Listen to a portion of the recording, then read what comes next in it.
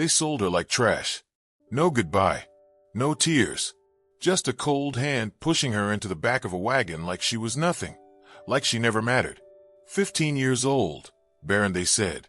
Useless, they claimed. Cursed, they believed. So, her parents did the unthinkable and gave her away for a few coins and a cruel laugh. But what they didn't know was that the man waiting at the end of that frozen trail, a broken, silent lumberjack with eyes full of scars, carried a wound that would mirror hers in a way no one could have imagined. He didn't speak much. He didn't smile. But the moment he saw her, something in him cracked open, and something in her dared to breathe again. This is not just a story about pain. It's about two shattered souls, a girl discarded by the world, and a man who thought he had nothing left to give, finding one final reason to live. But their bond, it wasn't simple, because when the truth behind their shared scars is finally revealed, it will leave you breathless. Stay with me. What you're about to hear may change how you see love, loss, and what it means to truly save someone.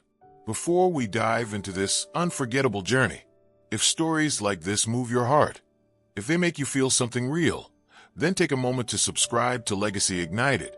Hit the like button and follow for more true, soul-stirring stories every week. Your support helps these voices be heard. And trust me, you won't want to miss what's coming next. They sold her like trash. Not quietly, not with shame, but boldly, publicly, and with the same care someone might show when tossing out spoiled food. Her name was Clara, 15 years old. No voice, no rights, no value, at least not to the people who brought her into the world. Her mother whispered lies, while her father barked orders. And the men who bought her, they didn't ask questions. The last thing she saw of her home was a wooden door slamming shut behind her, as if the wind had never blown her through its frame. Claire didn't scream. She didn't cry. That part of her had burned out years ago. The men who took her shoved her into a wagon full of tools and timber. No blanket, no food, just splinters and silence. She held a torn piece of cloth in her hands, the only thing left from her baby brother, who died in the winter her father stopped feeding them properly. The cloth smelled like smoke and sorrow. The wagon rolled for miles, deeper into the forest, farther from every place she'd ever known. But even the darkest road has its end. And waiting at the edge of that forest, surrounded by towering pines and bitter cold, was the man they called the Lumberjack. People in town only whispered about him. A giant of a man with a limp and a scar running across his face. Some said he'd once been a soldier. Others claimed he killed a bear with his bare hands. But none of them really knew, and none dared knock on his door. His name was Elias. He stood at the edge of the clearing, axe slung over his shoulder, shirt rolled to the elbows, face shadowed under the brim of his hat. When the wagon stopped, Claire didn't lift her head. She expected another set of hands to pull her out. Another order barked, another cruel mouth, shouting directions. Instead, there was silence. The kind of silence that wraps around your bones and makes you afraid to breathe. Then footsteps. Heavy, slow, deliberate. They stopped right in front of her. She felt his presence before she saw his face. "Is this her?" Elias asked, voice low and gravel-thick. One of the men laughed. "Yeah, she don't talk much.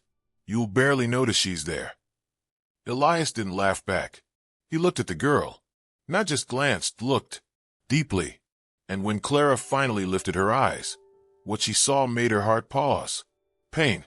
Not the kind that lashes out or punishes, but the kind that lives quietly behind someone's eyes. The kind that knows what it means to be discarded. He nodded once. "Leave her."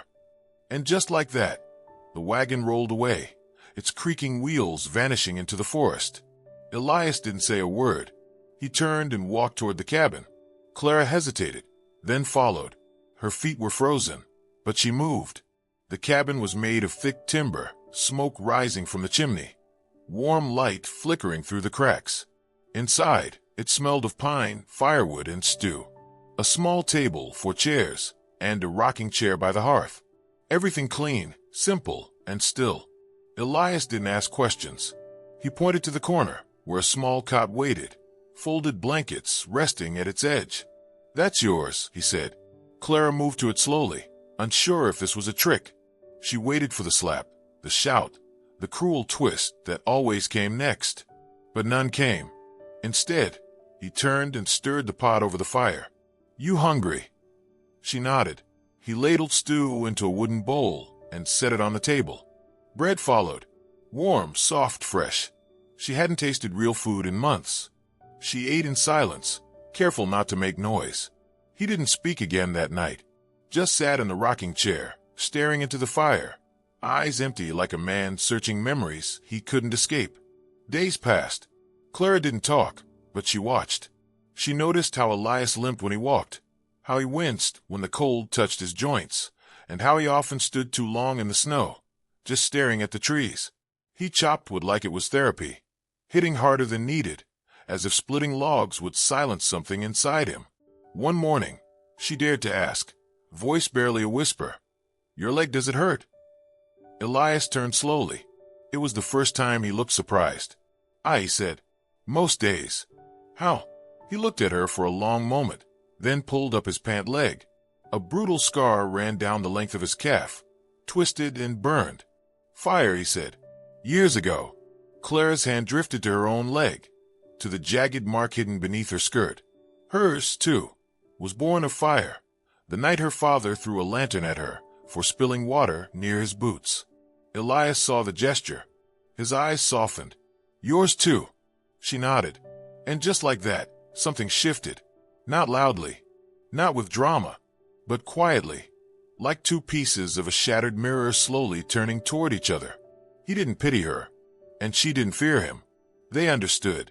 That night, as the wind howled outside and snow whispered against the windows, Clara spoke again. "Why did you take me?" Elias didn't answer at first. He stared at the fire, eyes flickering. "Because," he finally said, "they brought me something broken, and I know what it's like to be thrown away." Clara stared at him. She wanted to ask more, but somehow she didn't need to. The silence between them had turned warm.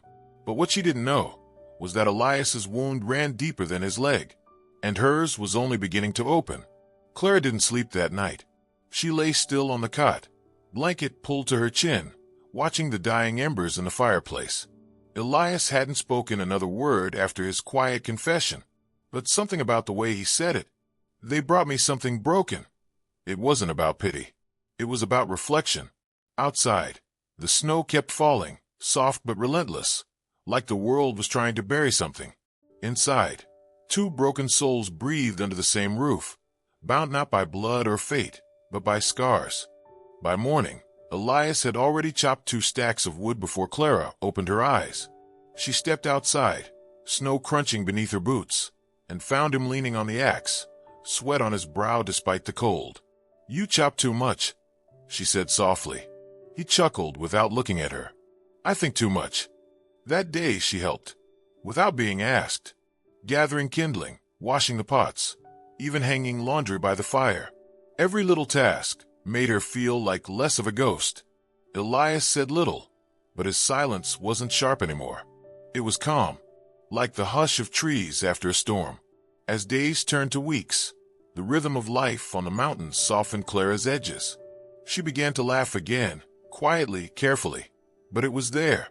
She even started humming while sweeping the floor, something she hadn't done since she was a child. But just as she began to breathe, the past came knocking. It was near dusk when the knock echoed across the wooden door, loud, sharp, unfriendly. Elias opened it without fear. 2 men stood outside, rough coats, cold eyes.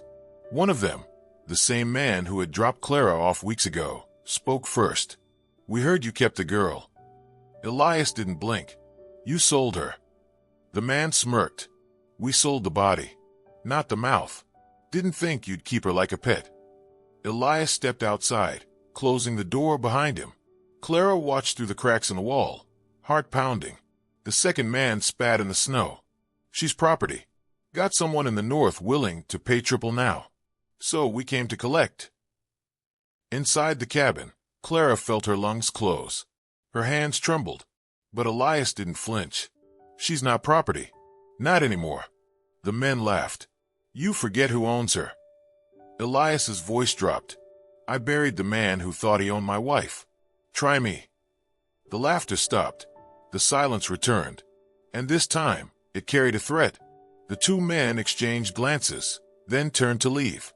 "We'll be back," one of them growled. "You better not be here when we are." When Elias came back inside, Clara stood frozen near the fire. "They're coming back," she whispered. "I know," he said. "Are you going to send me away?" Elias looked at her, eyes calm but burning. "No. But why? Why risk it?" Her voice cracked. "You don't even know me." He stepped closer, slow, deliberate. Then he pulled something from under his shirt, a locket. Worn, scratched. He opened it. Inside was a faded photo of a girl, not much older than Clara. "My daughter," he said. "Her name was Lila." Clara stared, heart stuttering. "She died 6 years ago. Fire took the house, and her with it. I couldn't save her. Couldn't even find her body. Just this." He held up the locket. Clara's breath caught in her throat. "I used to drink myself to death," Elias continued. "Didn't care if the wolves came or if the roof caved in. But when they brought you here, and I looked into your eyes, I saw her. Not her face. Her pain." He placed the locket in Clara's palm. "I wasn't meant to save her, but maybe I was meant to save you." Clara felt the tears rise before she could stop them. Her hand closed tightly over the locket. That night, Elias reinforced the door and loaded the rifle above the mantel. Clara sat near the fire, her hands trembling with fear and disbelief. "I won't let them take you," he said, voice steady. "Not while I breathe." But Clara knew men like them didn't knock twice out of courtesy. They returned just before dawn, 5 this time, with ropes, blades, and rage. Elias stood firm at the door, rifle in hand. "You sure about this, old man?" One of them spat. Elias's voice didn't waver. "You brought fire to my house once. I'm not letting it burn again." The first shot fired. The glass shattered. Elias ducked, grabbed Clara, and shoved her behind the table. "Stay down," he shouted. The door cracked under brute force. Elias fired once, then again. One man dropped. The other screamed. It wasn't a gunfight. It was a storm. Wild. Chaotic. Elias fought like a man who had lost everything once and wouldn't lose again. But then Clara heard it. The sharp snap of bone. The thud of a body. And then silence. She crawled out slowly, heart in her throat. Elias lay by the fire, blood on his shirt, the rifle beside him. "No," she whispered, crawling to him. "No, no, please." His breath was shallow. His hand reached for hers. "You're not trash," he whispered. "You never were." Tears rolled down her face as she pressed the locket to his chest. "Please don't go." But he only smiled, broken, peaceful. "I saw her in you, and I see you now." With that, Elias's hand fell limp. Clara wept until the fire dimmed. Not just for him, but for every word she had never spoken, and every part of her she thought had died long ago. But she didn't run. She buried him near the tallest pine, with his axe laid beside him and the locket still in his hand. Then she stood scarred, shattered, but unbroken. They had sold her like trash, but a broken man had seen the gold beneath her ash. And now she would never forget, never stay silent again. Clara stayed by Elias's grave long after the snow had settled. There were no flowers, no headstone, just a single carved piece of wood, his name scratched into it by her shaking hands. The wind howled through the trees, but she didn't move. She wasn't cold. She wasn't afraid. For the first time in her life, she felt seen. Back in the cabin, the fire had died. Blood stained the floor. Shattered glass lay in the corners, but she didn't clean it right away. She walked through the room slowly, touching the chair he used to sit in, the coat he always hung by the door. Everything still held him. She found the journal tucked beneath his bed, pages filled with his handwriting, jagged and rough. Most of it was pain, regret, names he'd never spoken aloud. But on the last page, in thick black ink, just one sentence: "If I leave this world before she heals, may the light in her eyes finish what I couldn't." Clara clutched the journal to her chest, tears spilling freely now. He hadn't just taken her in. He had seen her, more than anyone ever had. Not as a burden, not as broken, but as someone worth saving, worth loving. The world had thrown her away, But he had picked her up without asking for anything in return. Weeks passed, then months. Clara stayed in the cabin, chopped the wood, cooked the food, wore his coat when the wind bit through her own. She rebuilt the door, patched the windows, repaired the cracks in the roof. Not because she needed shelter, but because this place, this man, had become her roots. She began writing in his journal, every night, not about pain, but about moments, small ones. A bird that landed on the sill, the way sunlight spilled through the trees, the sound of her own voice, humming softly again. One morning, she walked into town, alone. People stared. Some whispered. Some looked away ashamed. She didn't flinch. At the general store, she bought flour, thread, and books. When asked where she came from, she said one word, home. That night, as she lit the fireplace, she sat in his old chair and opened the journal once more.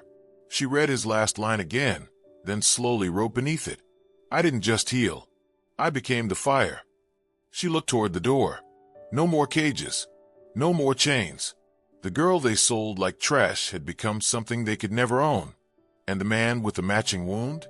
He may have been broken once, but in saving her, he became whole. Forever. Thank you for staying till the very end. If this story touched your heart, even for a moment, then you've proven that kindness, pain, and healing still matter in this world. This isn't just a story. It's a reminder that broken doesn't mean worthless. And sometimes, the ones we least expect carry the power to change everything. Until next time, stay kind, stay strong, and never stop believing in second chances. This is Legacy Ignited, and your support keeps these stories alive.